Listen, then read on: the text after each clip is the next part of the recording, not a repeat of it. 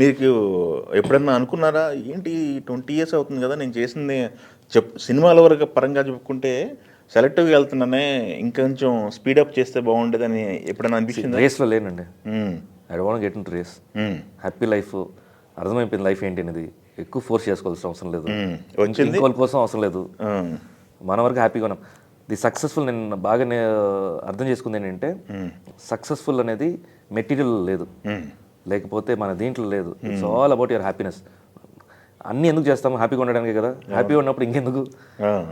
మీకు హ్యాపీగా ఉన్నామంటే ఇట్స్ వై యువర్ ఫోర్సింగ్. ఎప్పుడు వచ్చేసి మనం ఇంకోళ్ళని కంపేర్ చేసుకుంటామో అప్పుడే మనకి ప్రెషర్ స్టార్ట్ అవుతుంది. Okay okay. సో మన గురించి మనం అనుకునేటప్పుడు ఎప్పుడు ప్రెషర్ ఉండదు. రోజు రోజు will be keep on mature అవుతుంటాము. అవును. You do so many things. Relax ఉండాలంటే ఉండు, బాడీని జాగ్రత్తగా కాపాడుకో, అంతే. Be happy, don't compare with anyone. మీ జీవితంలో మీ లైఫ్లో బిగ్ బాస్ అనే దాన్ని ఎలా చూస్తారు? Major role. Major role. ఎన్ని మూవీస్ చేసినా ఇంత ఒక ఐడెంటిటీ రాదు. ఎందుకు రాదంటానంటే మూవీస్ అనేది ఒకటి క్యారెక్టర్సే, బట్ శివబాలాజీ ఏంటి అనేది బిగ్ బాస్లోనే తెలుసు. ఒరిజినల్ ప్రాజెక్ట్ అయింది. ఓకే. సో అది ఎక్కడ చూపించగలుగుతాను నేను? ఏ ప్లాట్ఫామ్లో చూపించగలుగుతాను? ఓకే. నేను యూట్యూబ్లో చేసిన, సోషల్ మీడియాలో చేసిన, ఇట్స్ ఆల్ ఒక పర్పస్ కోసం చేసేది. బట్ యాజ్ అ క్యారెక్టర్గా నన్ను 24 hours నన్ను చూస్తున్నారంటే ఐ కాంట్ డూ ఎనీథింగ్. కొత్తగా ఏం చేయలేను నేను ఎలా అలాగే ఉండగలుగుతాను. నేను ఏ సిచ్యువేషన్కి ఎలా నేను శివబాలాజీ ఈ సిచ్యువేషన్కి ఇలాగే రియాక్ట్ అవుతాడు అంటే అలాగే రియాక్ట్ అయ్యేవాడిని. So that is original for me. Okay. Opportunity మాత్రం నిజంగా టర్నింగ్ అంటే నేను కెరీర్కి హెల్ప్ అయిందా ఇది కాదు. యాజ్ అ శివబాలాజీ నేను ప్రాజెక్ట్ చేయగలిగాను అందరూ. ఓకే. ఫాలో అవుతున్నారా బిగ్ బాస్ మామూలుగా అన్నీ? లేదండి, ఒకటి ప్రోమోస్ చూస్తున్నాను అంతే. 1, 2, 3 వరకు చూసాను. దాని తర్వాత సేమ్ కంటెంట్ కదా నాకైతే.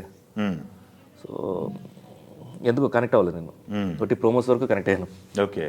ఇప్పుడు ఈ మధ్య ప్రోమోస్ కూడా చూడట్లేదు. బిగ్ బాస్ తర్వాత మీలో కనిపించిన మార్పే అంటే ఏమంటారు? ఏమీ లేదు. బిగ్ బాస్ ఉన్నప్పుడే was well trained situation handle చేయడం. ఓకే. అక్కడ నేర్చుకున్నారా? బిగ్ బాస్కి వెళ్ళక ముందే ఐ వాజ్ వెల్ ట్రైన్డ్ అన్నాను. వెల్ ట్రైన్డ్ వెళ్ళక ముందే. Okay okay. అందుకే అక్కడ బిగ్ బాస్ ప్రతిసారి వచ్చేసి దీంట్లో ఏం నేర్చుకున్నారు ఏం నేర్చుకోలేదు. సో అప్పుడప్పుడు ఎంబారసింగ్ ఉండేది కదా, అట్లీస్ట్ బిగ్ బాస్ కోసం మనం చెప్పొచ్చేమో అని. కానీ అబద్ధం ఆడలేను కదా నేను. సో ఏముంది, బిగ్ బాస్ ఆల్రెడీ నేర్చుకుందే కదా, దాని ఇక్కడ వచ్చేసి ఎక్స్పీరియన్స్ అవుతున్నాను నేను, అంతే. హ్యాండిల్ చేయగలుగుతున్నాను. సో నాకు బిగ్ బాస్ వల్ల కొత్తగా నేర్చుకుంది ఏం లేదు. ఓకే. బట్ ఎక్స్పీరియన్స్ ఏంటంటే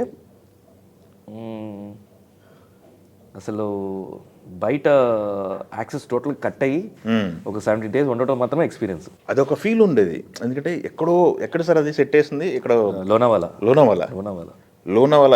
ఏదో అడవి, అడవి.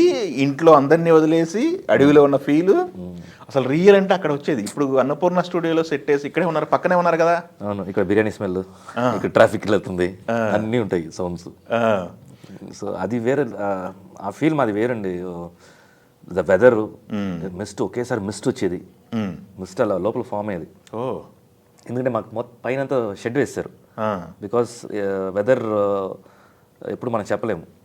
టాస్క్ అంతా వచ్చేసి అందుకే నేను అనుకుంది, అప్పుడు నాకు తెలీదు ఎందుకు పైన కవర్ చేశారని. తర్వాతనే అనిపించింది బికాస్ వెదర్ కంట్రోల్ చేయలేరు, ఎప్పుడు వర్షం వస్తుంటుంది. Okay. And complete mist, beautiful weather. ఒక్కొక్కసారి టెంపరేచర్ కంట్రోల్ చేయలేము. ఏసీ మా దగ్గర ఉండదు కంట్రోల్ చేయడానికి, మొత్తం వాళ్ళే కదా. చలి విపరీతంగా వేసేది అసలు. ఒక్కొక్కసారి నైట్స్ ఎంజాయ్ చేశారు, ఇబ్బంది అంతే. It's moment. ఒక్కొక్కసారి ఉండేది అదే, ఇట్స్ ప్రెషర్ కుక్కర్.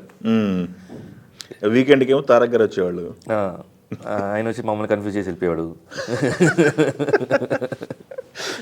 సినిమాలు ఏమైనా చేశారు తారక్ గారితో? సినిమాలు చేసే అవకాశం వచ్చిందా? లేదు కదా. మేము జస్ట్ ఇప్పుడు ఇనిషియల్ ఫ్రెండ్స్. అవునా? ఫ్రెండ్షిప్ ఇనిషియల్ స్టార్టింగ్లో. Okay okay. దెన్ ఆయన బిజీ అయిపోయాడు.